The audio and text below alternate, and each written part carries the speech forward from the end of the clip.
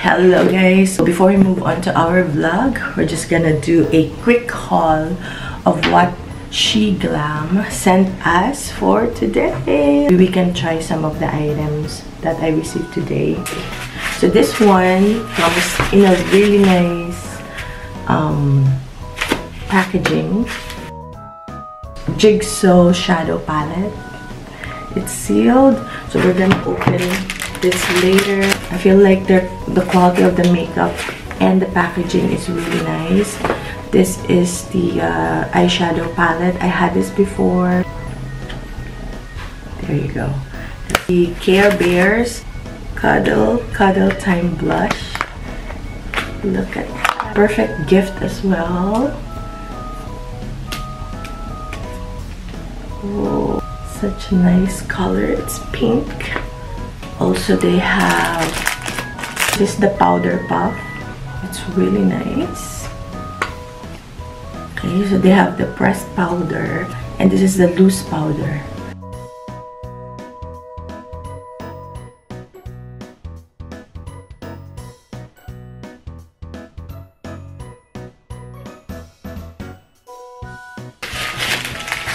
Lipstick.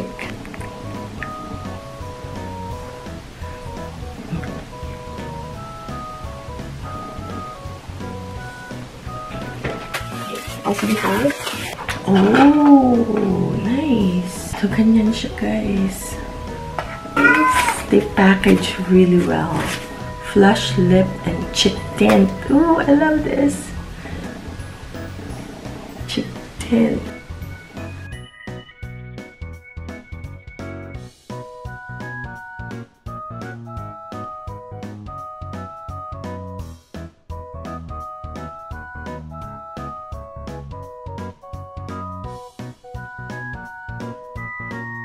This is the color Bloom. There you go. But comes in different colors. So parang blush lang din siya. It's the same as this one. Liquid eyeliner. Meron ding pencil eyeliner. Ito lip plumper. So yan. Oh, this one is like this lip gel. It's just to moisturize your lips, and it's a strawberry flavor. Yeah, lip gel. Butterfly eyeshadow shield. Let's see what this is. It's lipstick and liner duo. The lipstick and liner duo. Lipstick and like brown. Let's see.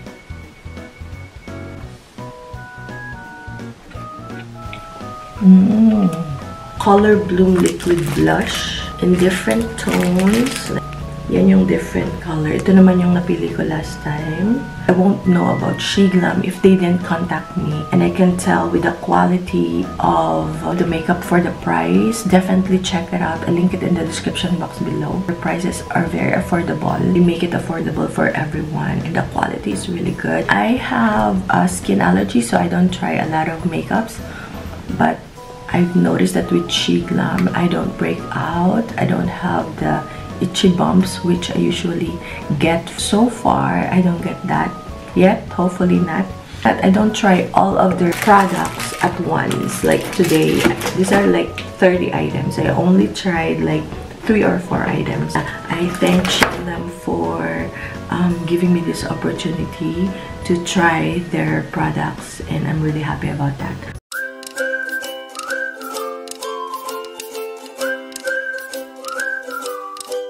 Okay guys, so nag-test yung asawa ko. Ako hindi naman ako masyado kailangan mag-test. Kasi okay na ako, magaling na.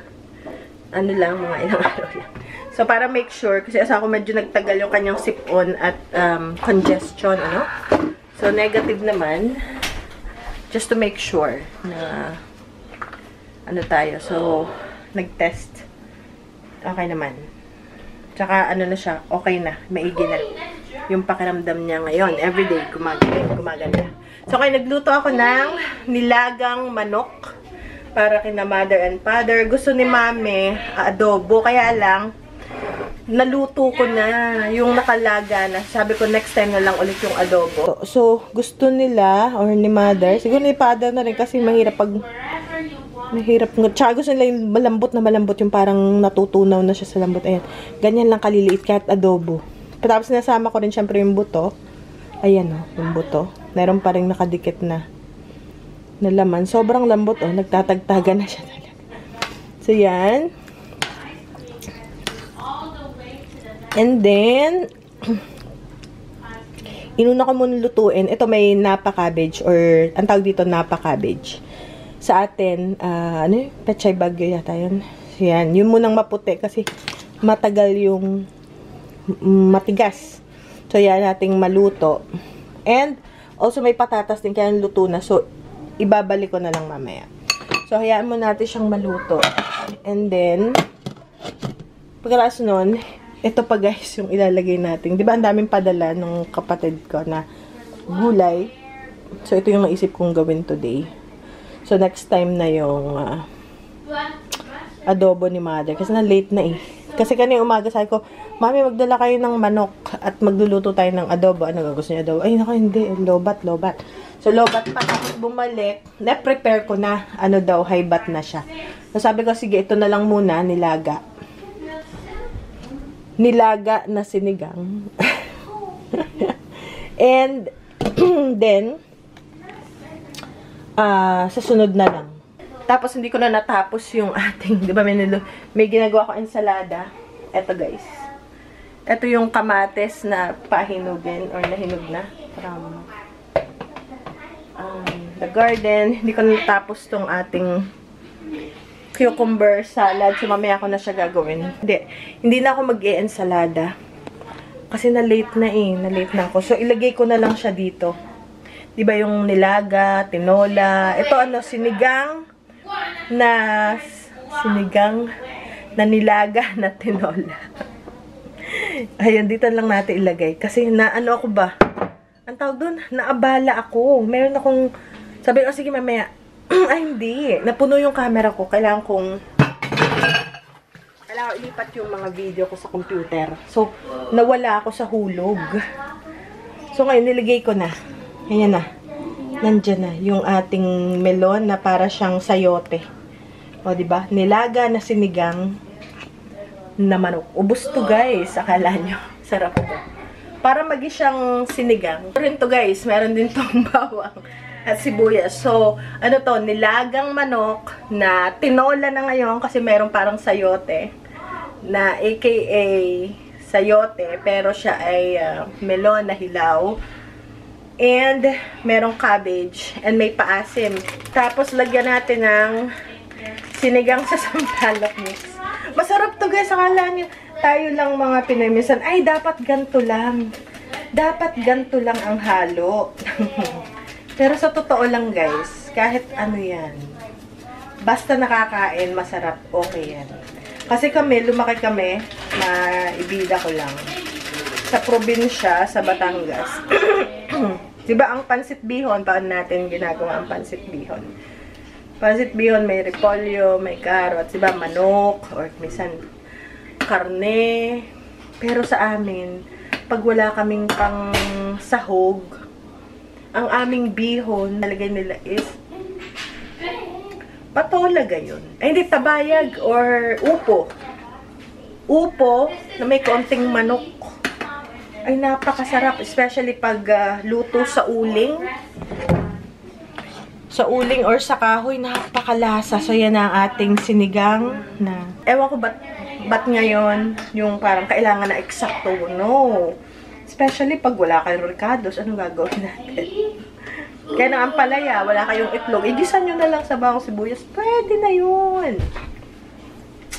Diba ga? Ganun lang yun. Hindi na yung, ay, kailangan, ba't nilagyan mo sibuyas? Sa amin, guys, pare-pareho lang para sa, ang lasa, feeling ko.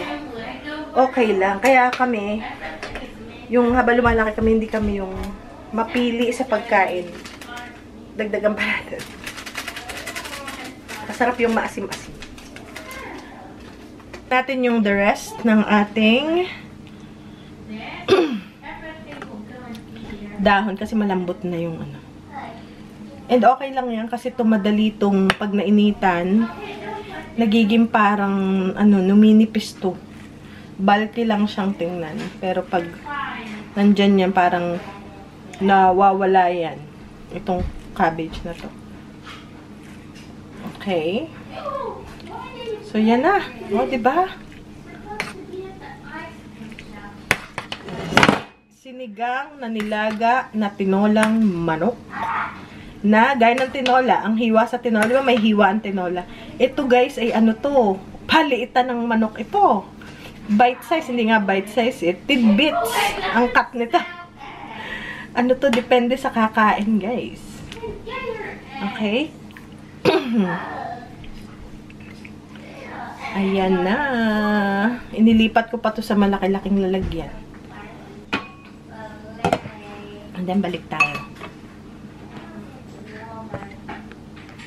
So, yan na guys, ang ating sinigang na tinola na nilaga. Dalhin na natin. And, ito naman yung akin.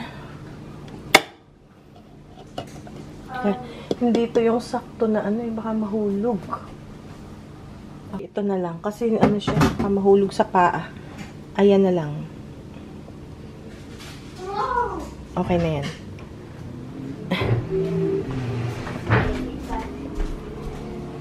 Baka meron sildong taklob. Wala, ubos na yung mga taklob ko dito. Hindi napapasoli. Lahat na nasa kombinasyon na nakikibahagi sa gawaing pangangaral ay hinihilingan ng magulat na paglilingkod linggo-linggo. Sa taunang Meron ka kayong takip na maayos. Ayan Ayos naman din. Hindi, nakalubog. Ayun, nandun pala kay Mada. Ayun, kaya pala. Nakita rin na may Ayan. Taob ang gulay na niluto ko. Punta na si Mami uminom ng gamot. So, tinanong ko, naubos niyo yung gulay? Kasi madami, di ba? Ubos daw. Sabi kasi yung kumain, sila daw dalawa. So, guys, Mother approve. Subukan nyo yung ginawa natin na sinigang na nilagang tinolang manok na maraming gulay. So, ngayon pupunta ako sa store kasi may bibilhin tayo ng mga, kasi ganito. This weekend is pupunta ulit tayo dun sa, meron naman tayong parang may potluck. So, ang gagawin ko, abangan nyo guys, isang napakadaling fruit cocktail. America version.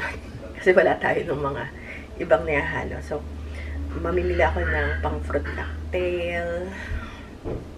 Tsaka leche plan magagawa ko. And also, ang naka-assign talaga sa akin is cornbread. Nagpunta kami sa Costco 2-3 weeks ago. Bumili na ako ng pang, kasi advance tayo mag-isip. So, bumili na ako may nakita akong pang cornbread. Eto guys, not sponsored, pero nakita ko siya. Famous Dave's original recipe. Cornbread, legendary restaurant favorite. Ito. So, ito yung gagawin ko. So, first time ko to. So, hindi ko, ayun pala. Place milk, water. So, kailangan ko ng milk. Okay. 2 ang galon ng ating bibili. At eggs. Okay, meron akong eggs kasi maglalatsa. So, sabi sa akin, sabi ko, ang dadalhin ko? Sabi, sige, cornbread na lang kasi daw ang kasi depende yung kung ano yung menu nila ang ihahanda. Is parang something na with chicken na stew. I'm not sure kung ano bang tawag. Basta something with chicken na stew. Ganon. So, meron ng ibang magdadala ng beans or something. Sabi, cornbread. So, sabi ko, pwede magdala ng dessert. Sabi, sige. Yun, naisip ko, it's either fruit cocktail or leche plan. So, yun guys. So, simple lang. Ito lang.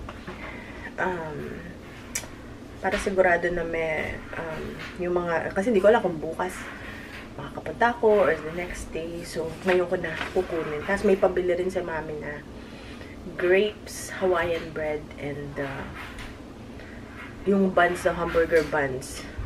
Yun daw hindi matamis. So, Hawaiian na matamis at buns. Sinihintay ko lang si Ben Tapos yung school niya para makaalis na kami.